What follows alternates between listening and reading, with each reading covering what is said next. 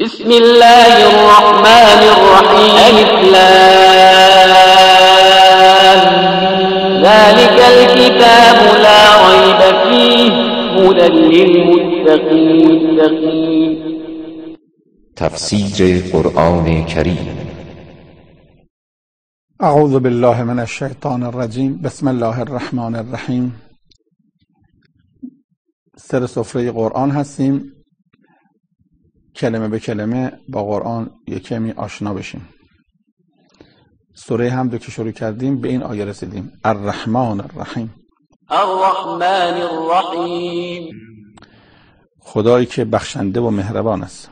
کلمه رحمان و رحیم ریشش از رحمه، منتها رحمان به معنای مبالغه و شدت در رحمت و گستردگی رحمته.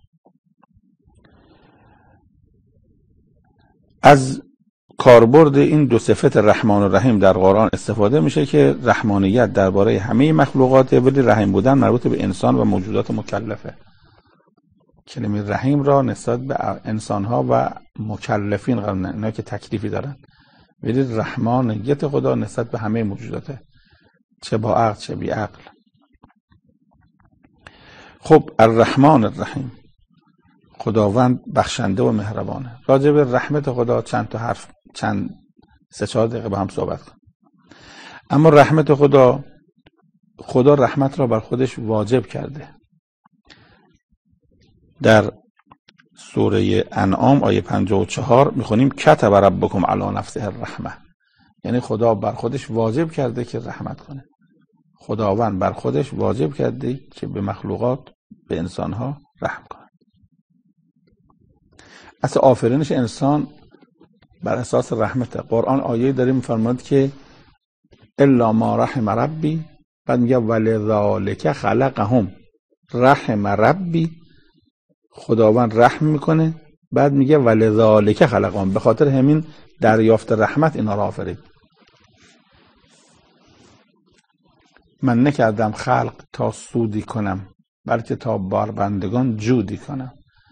این شعر برخواسته از این آیه میتونه باشه که میگه رحم ربی، رحم پروردگار، بعد میگه ولذالک خلقهم، به خاطر همین دریافت رحمت انسان ها را آفرید. رحمت خدا گسترده است و رحمتی وسعت کل شیء. در سوره اعراف آیه 156 داریم و رحمتی وسعت. پس رحمت چند تا اصل در رحمت: 1 خدا بر خودش رحمت را واجب کرده، 2 آفرینش بر اساس رحمت، 3 رحمت خدا گسترده است و رحمتی وسعت کل شیء. رحمت خدا بر همه چیز گسترده است. پیغمبرش هم رحمت است، و ما ارسلناک الا رحمتا للعالمین. قرآنش هم رحمته.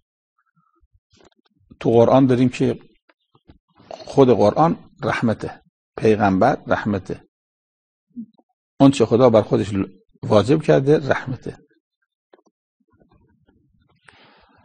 رحمت خدا مقدمه بر غضب خداست. حالا نمونه های رحمتش نمونه است. یکی این که اصلا خود آفرینش یک رحمته. از مواد غذایی زمین گندم میسازه، رحمته. از گندم و برنج نطفه میسازه، رحمته. از نطفه یک انسان میسازه، رحمته. خود آفرینش، هر ذره ای، هر اتمی، هر سلولی، هر وجودی دلیل بر لطف و رحمت خداست. بعد همین که انسان ها توبه میکنن، توبهشون رو میپذیره، رحمته. میگه غیر از این که توبتون رو میپذیرم، دوستتون هم دارم، یحب التوابین. اصلا توبه کننده رو دوست داره، این یه رحمته. این که اظهر الجمیل، خوبی ها رو نشون میده، رحمته. و ستر القبیح، عیبا رو میپوشونه، رحمته. این که دعوت میکنه به توبه، میگه دعا کنید من مستجاب بکنم، رحمته. این که میگه اذکرونی اذکرکم، شما یاد من باشید منم یاد شما هستم، این رحمته. آخه ما یاد خدا باشیم چیزی گیر خدا نمیاد. یعنی ما همه خونه‌مون رو به خورشید بسازیم، چیزی گیر خورشید نمیاد. همه مردم خونه‌شون رو به خورشید بسازن یا پشت به خورشید، در خورشید اثری نداره. ما همه ستایش خدا بکنیم یا نکنیم، ان الله لغنی عن العالمین، از خدا از همه هستی غنی است. ولی در این حال که او نیازی به ما نداره، میگه اذکرونی اذکرکم، یاد ما باشید. این که ثواب ما را 10 برابر مینویسه، این رحمته. اگر گناه کنیم یک گناه را یک گناه می‌نویسه، اما اگر ثواب انجام بدیم یک ثواب را 10 تا می‌نویسه. این رحمته. این که گاهی وقتا سیئات رو تبدیل به حسنه میکنه، رحمته.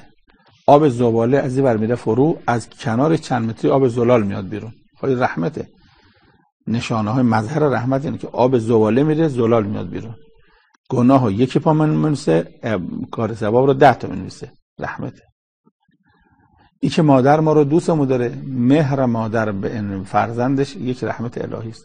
خداوند این مهر را در دل مادر قرار داده.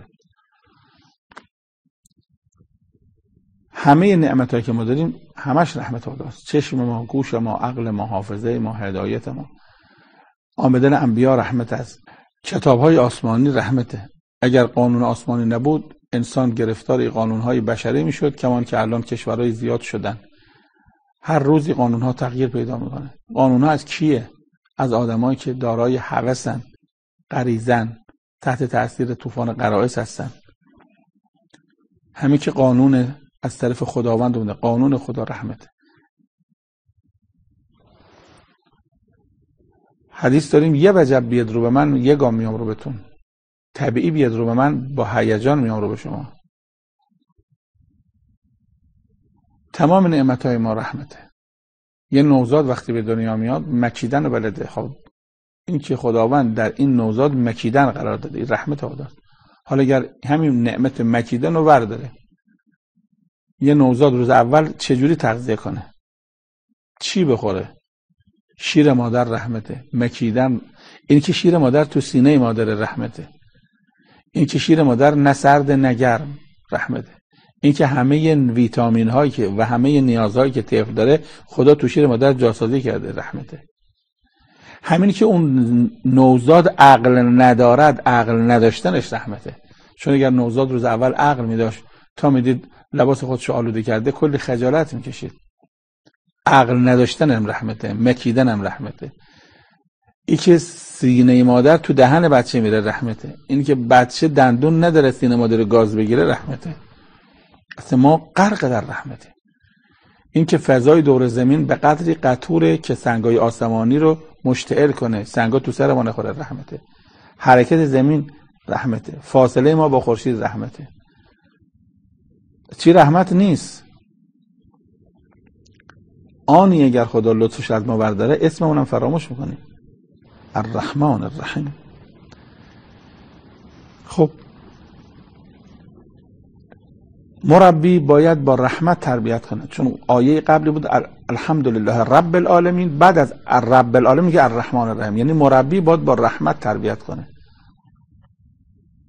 رحمت باید کنار تربیت بشه. مربی بدون رحم نمیتونه تربیت کنه. کما که تعلیم هم باید رحمت باشه.